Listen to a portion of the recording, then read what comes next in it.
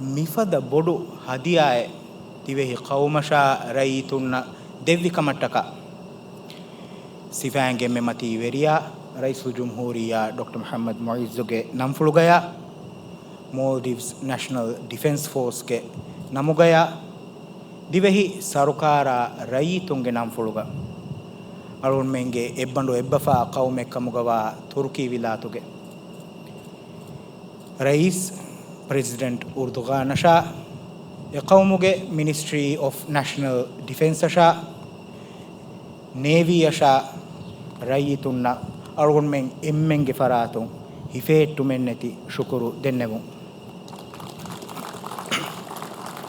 Admiral Yildiz, it is with great honor and sincere appreciation that I extend heartfelt thanks to His Excellency President Erdogan, the Ministry of National Defense, the Turkish Navy, and the brotherly people of Turkey.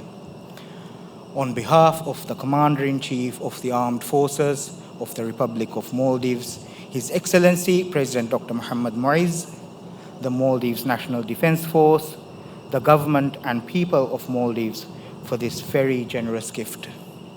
May the Almighty Allah guide our brotherly bond from strength to strength. Ameen.